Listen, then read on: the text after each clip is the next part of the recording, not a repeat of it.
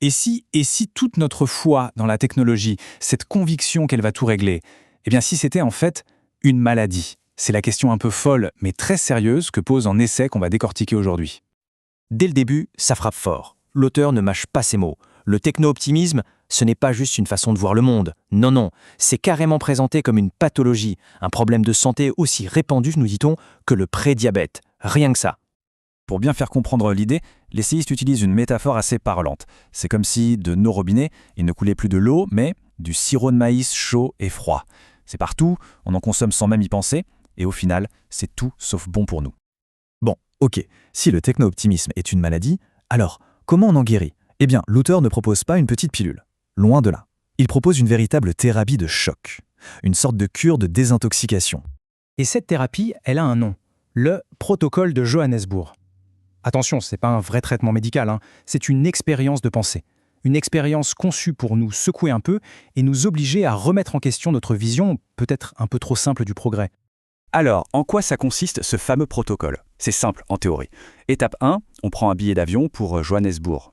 Étape 2, une fois sur place, on observe. On regarde une ville qui, il y a 50 ans, était au top, mais qui aujourd'hui, décline.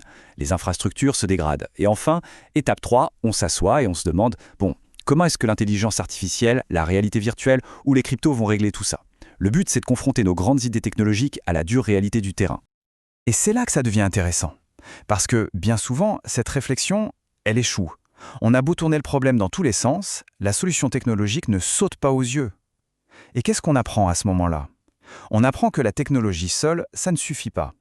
Les lois de la physique sont les mêmes partout, les outils existent, et pourtant le déclin est possible. C'est une leçon d'humilité en quelque sorte. Ce constat, ce paradoxe, nous amène vraiment au cœur de l'argument. C'est l'idée qu'il n'y a pas une seule dynamique à l'œuvre, mais deux. Deux forces qui s'opposent, deux courbes qui vont dans des directions complètement différentes.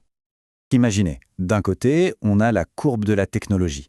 Elle grimpe toujours plus haut. C'est l'innovation constante. Mais en même temps, il y a une autre courbe, celle de l'ordre social. Et celle-là, elle peut tout à fait piquer du nez, descendre, s'effondrer. Et le problème, c'est que c'est cet ordre social qui sert de fondation à toute notre technologie. L'essai résume ça avec une image incroyablement puissante. Une nouvelle usine de semi-conducteurs, ça coûte des milliards. 10 milliards de dollars. Mais pour la réduire en cendres, un bidon d'essence à 5 dollars suffit. Ça montre bien à quel point nos systèmes les plus complexes sont fragiles. Alors, face à ce risque de déclin, que faire? Comment on restaure cet ordre? La réponse, selon le manifeste, ne se trouve pas dans plus de circuits imprimés ou de lignes de code. Non. Elle se trouve dans l'esprit humain, dans ce que les Grecs anciens appelaient le thymos, cette force intérieure, ce mélange de courage, d'ambition, de fierté. Et pour raviver cette flamme, cet esprit humain, deux solutions très différentes sont mises en opposition. D'un côté, on a la vision moderne, celle d'un type comme Marc Andreessen, qui parle d'une sorte de guerre métaphorique pour la technologie. Et de l'autre, on a une idée bien plus ancienne, celle du philosophe William James. Lui, il parlait d'une guerre bien réelle, littérale, contre la nature. L'idée de William James, qui date de 1910, est assez radicale. Imaginez un peu. Il proposait une sorte de service militaire, mais contre la nature. On prendrait les jeunes des classes aisées, les jeunes dorés, comme il disait, et on les enverrait travailler dans les mines de charbon, sur des chalutiers en plein hiver ou sur les chantiers des gratte-ciel. Le but? Les confronter au monde réel, au dur labeur, pour leur faire passer l'enfantillage, pour reprendre ces termes. Mais c'est là que l'analyse prend un virage vraiment fascinant, presque ironique, parce qu'on se pose une question dérangeante. Et si la solution proposée par les techno-optimistes, c'est-à-dire encore et toujours plus de technologie, était en fait la cause du mal?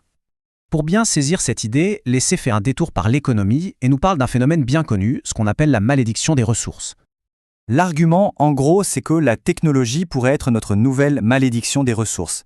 Un peu comme la découverte de pétrole dans un pays, ça peut rendre une petite poignée de gens incroyablement riches et productifs, mais ça peut aussi laisser tout le reste de la population sur le carreau, sans but, sans travail utile à faire. Et ça mène à une conclusion assez glaçante. C'est l'émergence de ce que l'essai appelle « l'humain à produit marginal nul ». En d'autres termes, un monde où l'avancée de l'IA rendrait une grande partie de l'humanité économiquement superflue. Des citoyens productifs transformés en bouches inutiles. L'expression est terrible, mais elle fait réfléchir. Et pour finir, la conclusion de l'essai est peut-être la plus surprenante. Elle va chercher un écho à ce grand rêve techno-optimiste dans le passé, chez une figure historique qu'on n'attendrait vraiment pas là. Écoutez un peu ça. En 1924, Léon Trotsky écrivait « L'homme apprendra à déplacer les fleuves et les montagnes, à construire des palais du peuple sur les sommets du Mont Blanc et au fond de l'Atlantique. C'est une vision de maîtrise totale sur la nature, mais aussi, et c'est important, sur l'être humain lui-même. Et là, le parallèle est assez frappant, non? Entre cette vision communiste du début du XXe siècle et le rêve de certains techno-optimistes d'aujourd'hui, on retrouve cette même foi presque religieuse dans une transformation radicale du monde et de l'homme. Une transformation pilotée par une avant-garde éclairée. Tout cela nous laisse avec une dernière question. Une question un peu vertigineuse.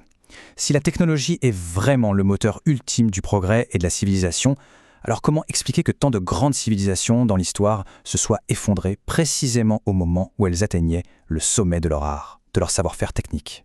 C'est une pensée qui laisse songeur.